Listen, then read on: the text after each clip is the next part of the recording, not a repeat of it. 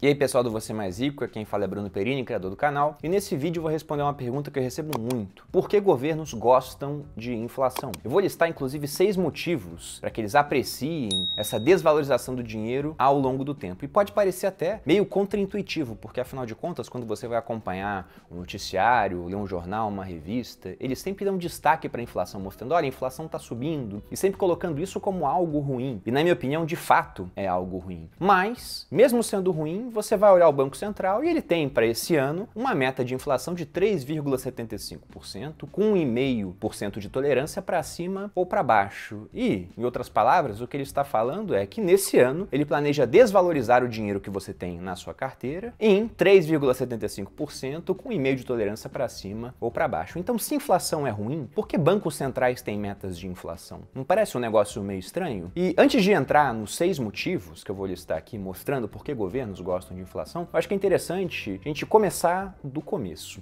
O que é inflação? Porque o próprio conceito de inflação ele é ensinado de uma maneira incompleta, protegendo aqueles que causam a inflação. Porque o que a gente entende como inflação, quando um professor vai explicar pra gente na escola, é simplesmente o aumento dos preços. E, primeiro, não pode ser um aumento de preços isolado, porque isso pode ser fruto simplesmente de alterações na oferta e na demanda. Se todo mundo, de repente, começa a querer comer um certo tipo de alimento e a colheita dele foi ruim, o que a gente tem uma diminuição da oferta com o aumento da demanda. Então é natural que o preço daquele alimento suba. Portanto, movimentos de preços isolados não podem ser entendidos como inflação. O que seria inflação? Seria um aumento generalizado nos preços de tudo dentro de uma economia. Porque, afinal de contas, como é que aconteceu? Todo mundo agora está demandando tudo e tudo também teve uma oferta reduzida, por isso os preços estão subindo? É meio complicado. E a maior parte das escolas de economia não vão atrás da causa que termina nessa consequência do aumento de preços, que é o que a gente entende hoje por inflação, grande parte das pessoas. Mas isso é só a consequência. Qual seria a causa? A Escola Austríaca de Economia, que é a que eu mais gosto, ela não costuma varrer a sujeira para debaixo do tapete. Então, nesses livros aqui, por exemplo, O que o governo fez com o nosso dinheiro e sobre moeda e inflação, esse aqui do Murray Rothbard, um economista americano, esse aqui do Ludwig von Mises, um economista austríaco, eles falam que a causa desse movimento inflacionário seria um aumento de oferta monetária, ou seja, mais dinheiro entrando e circulando pela economia. Se você tem um número maior, de moeda competindo pelo mesmo número de bens, ou essa oferta de moeda crescendo muito mais rápido do que a produtividade da economia, o aumento desse número de bens e serviços, a consequência é que esses recursos disputando esses bens e serviços escassos levariam a um aumento de preços em toda a economia, seria de forma generalizada. Isso acontece desde muito antes da nossa era, onde hoje o dinheiro ele é muito mais digital do que físico, então é muito mais fácil criar moeda, colocar muito mais moeda dentro da economia. Mas você tem exemplos disso lá de trás, Inclusive no Império Romano, antes dele, mas eu vou falar do Império Romano porque eu estou aqui com 2 denários romanos. Esse primeiro aqui, o denário, uma das moedas que foi utilizada por Roma, inclusive eu posso falar que segurando esses 2 denários eu estou segurando a origem do dinheiro, porque da palavra denário veio a palavra em italiano denaro, que é dinheiro, veio a palavra dinheiro em espanhol, veio a palavra dinheiro em português, veio a palavra dinar, que era a moeda usada pelos muçulmanos durante muito tempo, na época do seu império. Até hoje nos Emirados Árabes Unidos, eu fui viajar para lá, a moeda é o dirham, ou seja, vem também de denário. Eu estou segurando o início da história monetária. E o denário era uma moeda de prata que originalmente pesava 4,5 gramas. E naquela época, convencionava-se que o denário era um pagamento por um dia de trabalho. E aqui na minha mão tem um denário do imperador Marco Aurélio, conhecido aí como o imperador filósofo, e de seu filho, que assumiu logo depois de sua morte, Cômodos. Ele é muito famoso, Cômodos, Marco Aurélio por conta do livro Meditações e também porque Maquiavel colocou Marco Aurélio como o 5º dos últimos 5 bons imperadores, que era o pessoal da dinastia Nerva Antonina, que assumiu após aí o fim da dinastia Flaviana, Ficaram famosos os flavianos pela construção do Coliseu. E o filho dele, o Cômodos, é famoso por conta principalmente do filme Gladiador. Então o filme tem uma série de invenções, o personagem principal, por exemplo, o gladiador, o general que virou gladiador, o Máximos, ele não existiu, mas aquilo do imperador entrar e combater no Coliseu é baseado em fatos reais. O Cômodos realmente fazia isso, só que a gente não sabe direito as condições. Parece que ele tinha uma espada bem afiada, enquanto os gladiadores que lutavam contra ele utilizavam espadas sem fio. Mas em todo caso, qual que é a diferença desses 2 denários? O denário do Cômodos ele é mais leve e ligeiramente menor do que o denário do Marco Aurélio. E por que isso? Porque fazendo moedas mais leves ou com teor de prata reduzido, o denário originalmente era uma moeda 100%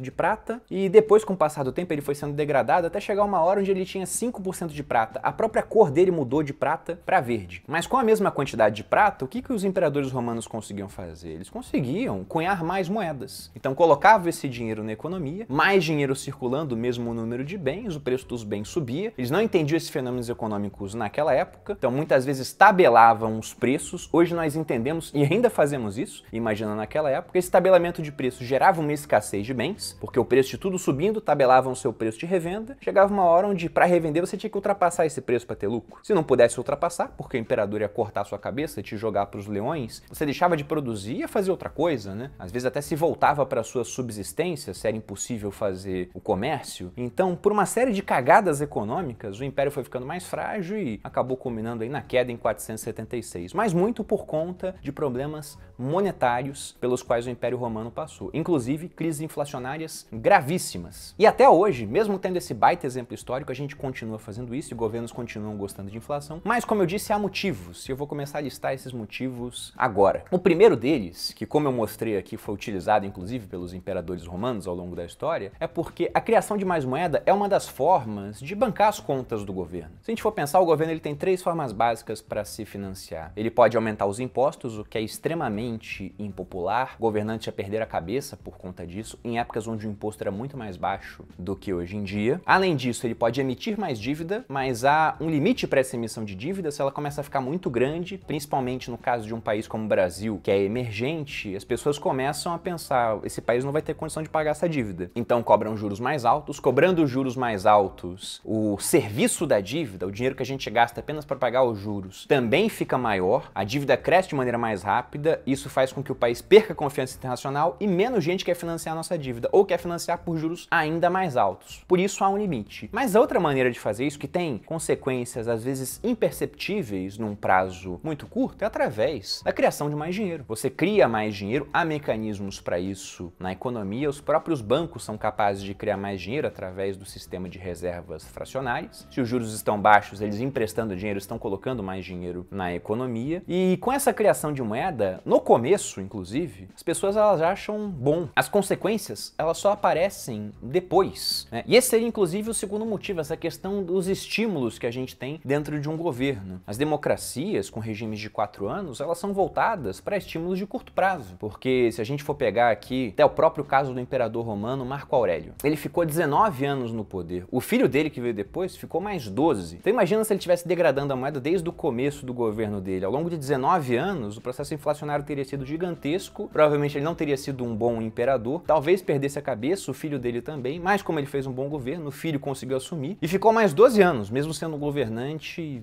ruim, né, comparado a outros governantes que o Império Romano teve, né? Ele era muito comparado ao Calígula, ao Nero, que foram caras que ficaram famosos, né, por crueldade, por ter feito várias besteiras também durante o governo. Mas na democracia isso não acontece, são só 4 anos, no máximo 8 se o presidente for reeleito, e se você aumenta a oferta monetária, você tem mais dinheiro agora. Isso também serve para endividamento, tá? Você tem mais dinheiro agora para usar, e as consequências disso virão só num futuro incerto, num prazo maior, onde esse camarada que aumentou a oferta monetária ou que se endividou, talvez não esteja nem vivo. Ou se estiver, ele pode simplesmente culpar quem está na gestão atual falando, não, na minha época a economia estava girando, eu fiz um monte de obra pública, as pessoas estavam ganhando mais dinheiro, agora essa inflação alta, isso aí não é culpa da minha época não, isso é culpa tua, tá acontecendo nesse ponto. Ou fazer também o que sempre fizeram ao longo da história, que é culpar os comerciantes pelo aumento generalizado dos preços, né? Isso é até um ponto interessante. Por que a gente não aprende que inflação é um aumento da oferta monetária? Só vê que é um aumento dos preços. Porque se for um aumento dos preços, quem aumenta preço é o comerciante, ele que tem aquela maquininha de remarcar preço. Então, aumento de preço é culpa do comerciante, tabela preço, prende esse comerciante, coloca os fiscais do Sarney, né, para fiscalizar se estão realmente respeitando os preços que o governo tabelou. Já tivemos isso aqui no Brasil, no governo Sarney. Mas, por outro lado, se entenderem com o aumento de oferta monetária, aí a culpa é do governo. E o governo não gosta de ser culpado por conta disso. Então, essa questão dos estímulos do governo também mexe e garante que a gente tenha um grande apelo para que nós tenhamos mais dinheiro circulando na economia de tempos em tempos. Inclusive, o Friedrich Hayek, um outro economista austríaco, ele falava que essa tentação do dinheiro barato, de produzir mais dinheiro, ela está sempre muito presente. Inclusive, por conta disso, ele defendia que o dinheiro deveria sair da mão do governo, deveria estar, de alguma forma, ele não sabia como, independente dele. Talvez o Hayek, vendo que o Bitcoin veio se tornar, ficaria bem satisfeito. Mas continuando, o terceiro motivo seria que a inflação, ela prejudica o poupador, porque afinal de contas, tenta poupar dinheiro em casa com uma inflação crescente. Com o passar dos anos, seu dinheiro não vale mais nada. nada. Mas ela, ao mesmo tempo, ajuda o endividado. E quem são os maiores endividados do mundo, os maiores devedores? São os governos. Você tem o governo americano devendo mais de 100% do PIB, o governo italiano e o japonês devendo mais de 200%, o governo brasileiro chegando próximo dos 100%, provavelmente até o final do ano a gente já vai ter batido aí 100% de dívida PIB. Se a inflação ela desvaloriza o dinheiro, ele vai perdendo o seu poder de compra, com o mesmo dinheiro você compra cada vez menos coisas. Isso é interessante para quem tem dívida, porque imagina que eu pegue R$100 emprestado com você que está me assistindo aqui, e eu falo, ó, vou te pagar daqui a 10 anos. E você fala, pô Bruno, tranquilo, não quero nem juros porque eu gosto do seu trabalho, eu quero te ajudar que vi que você tá na pior aí. Aí você me empresta esses R$100, eu te pago daqui a 10 anos. Só que hoje, quando você me emprestou os R$100, eu consigo fazer uma série de coisas com R$100. Só que daqui a 10 anos, talvez eu não compre nem um Kinder Ovo com esse dinheiro. Vai saber como é que vai ser a evolução dos preços. Então veja que, como você me emprestou a juros zero, mas mesmo que fosse 1, 2% de juros, como são os juros abaixo da inflação, a consequência disso é que no longo prazo a minha dívida ficou menor, ficou cada vez mais fácil de pagar essa dívida. Então, tendo inflação mais alta do que os juros de uma dívida do governo, a consequência é que, embora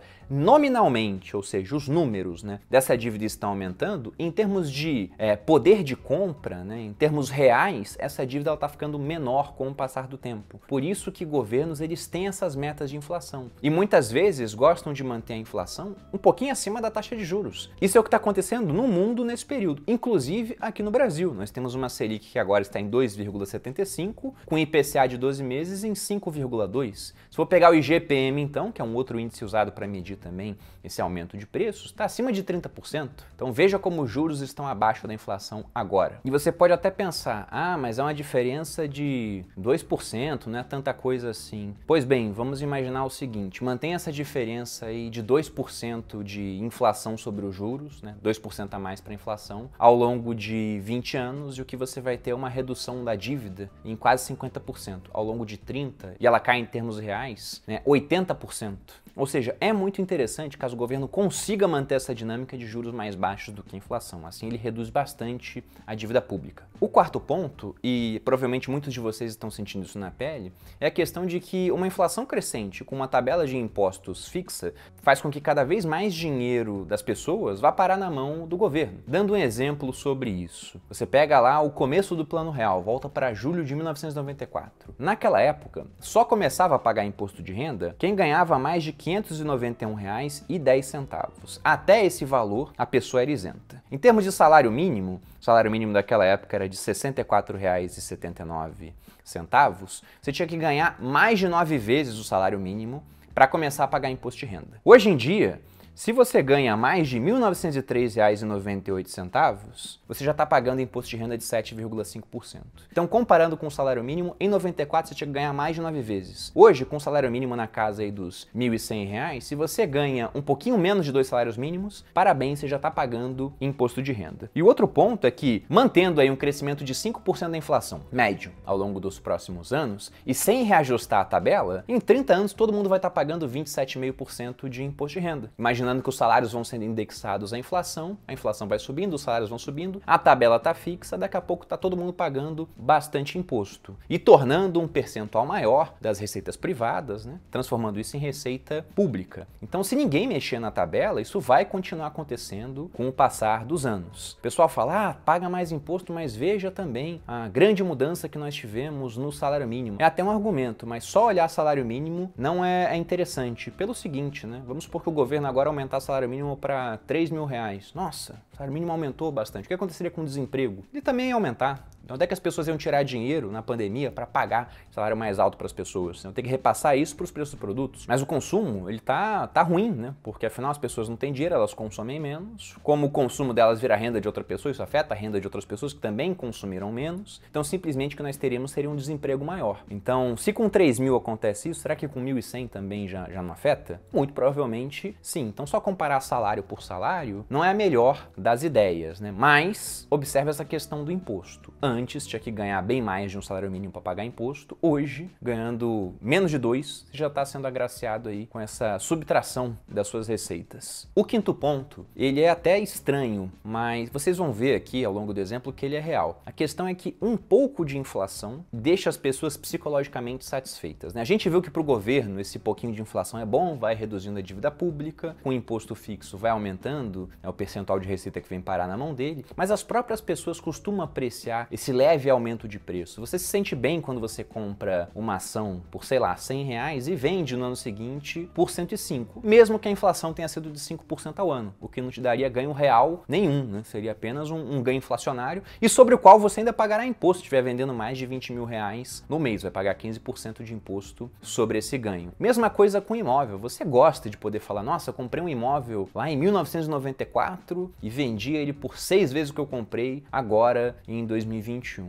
Tá, coloca na calculadora do cidadão e você vai ver que a inflação desde aquela época deu mais ou menos isso, né? Para falar o valor exato aqui, eu tinha feito essa conta, ela ficou, o IPCA acumulado, desde julho de 1994 até fevereiro de 2021, em 555,85%, né? Bastante coisa. Ah, ainda tive um ganho real, porque foi 600%. Ok, só que sobre esses 600% você vai pagar, provavelmente, imposto de no mínimo 15% sobre o seu ganho imobiliário, a não ser que você se enquadre em alguma regra de isenção. Então, com o imposto sobre isso, você veria que praticamente não teve ganho real. No final, foi só um acréscimo da inflação ao longo do tempo. Mas, veja como uma pessoa que não para fazer essas contas, não joga em uma calculadora, como essa que eu usei aqui, a calculadora cidadã do Banco Central, ela simplesmente, né, não sabe o que está acontecendo. Ela fala, ganhei um bom dinheiro, ela se sente uma boa investidora. Ela gosta de ver o salário dela aumentando um pouquinho ao longo do tempo, mesmo que o preço dos itens esteja aumentando também. Basta você ver o que você prefere, que o preço de tudo continue igual e você ganhe igual, ou que você ganhe 10% a mais, mas o preço das coisas fique mais alto. Você pode até argumentar, mas a inflação é uma média, então veja bem, eu ganhando 10% a mais, não vou ser afetado igual outras pessoas. E isso é verdade, porque a inflação afeta muito mais aqueles que têm menos em comparação com quem tem mais. Basta ver que se nós tivermos um aumento de preço generalizado em tudo, de 20%, o que vai mudar na minha vida? Pouca coisa, porque a parte que eu gasto das minhas receitas com consumo, ela é muito inferior àquilo que eu invisto. Para a classe média já muda mais, alguns preços vão ficar proibitivos em certos itens. Agora, para a pessoa realmente pobre, que tem pouco dinheiro, que ganha às vezes um salário mínimo, 2, e já está pagando imposto de renda, mas tem que sustentar muita gente, um aumento de 20% nos itens do mercado pode ser a diferença entre conseguir colocar uma proteína de boa qualidade na mesa ou só ficar comendo macarrão, arroz, né, carboidrato, porque não tem dinheiro para comprar outras coisas. E esse é até um ponto muito cruel da inflação. Ela afeta mais justamente quem tem menos conhecimento sobre como aquilo funciona.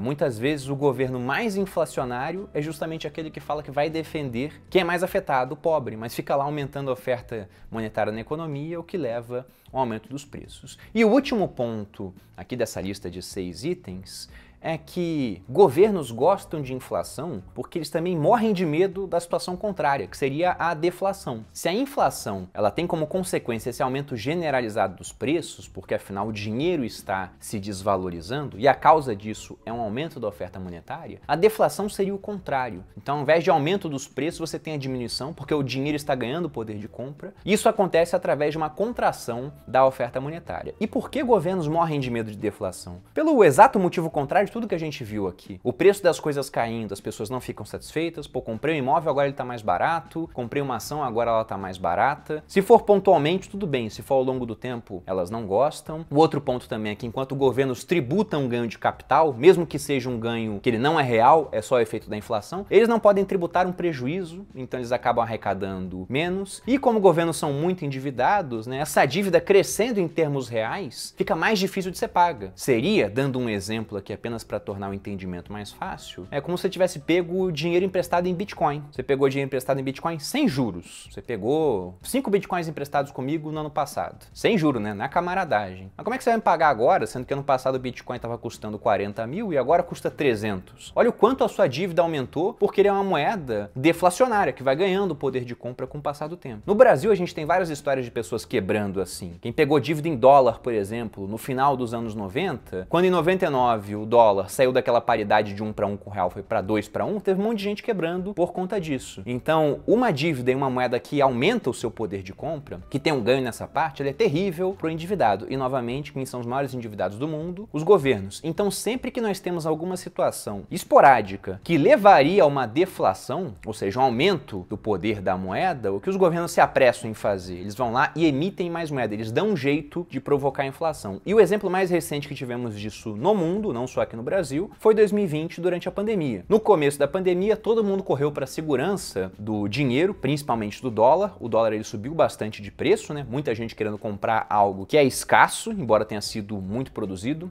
ao longo do ano passado. O dólar sobe bastante de preço, então com a sua reserva em dólares que você tinha antes da pandemia, você conseguia comprar mais coisas durante a pandemia. E isso com várias moedas, aqui no Brasil também. Embora o real tenha caído bastante de valor, com os mesmos reais que você tinha na sua reserva de oportunidade, por exemplo, você conseguiria comprar mais ações num certo ponto da pandemia. Aí o que os governos se apressaram a fazer, porque tinham espaço para isso, afinal os preços não iriam aumentar, era um ambiente deflacionário, foram lá e colocaram mais dinheiro na economia até que os preços voltassem. Isso acontece repetidas vezes ao longo da história, principalmente aí ao longo do século XX, século XXI. E para fechar esse vídeo, só resta pensar, né? Bom, então já vi que a consequência da inflação é a desvalorização do dinheiro, e isso acaba acarretando que aqueles que não investem estão ficando mais pobres a cada dia passa, mas no que investir para me proteger da inflação? Seria uma outra pergunta interessante, que eu também recebo bastante. Isso eu vou deixar para um outro vídeo, porque esse aqui já ficou longo demais. Mas eu espero que tenham gostado desse vídeo. Se você gostou, dê o seu like, se inscreva no canal, compartilhe com os amigos para que eles entendam um pouco mais essa dinâmica de inflação, impostos, governo. E te espero no próximo vídeo para a gente falar sobre no que investir para se proteger desse mal, né, que seria a perda do poder de compra da moeda.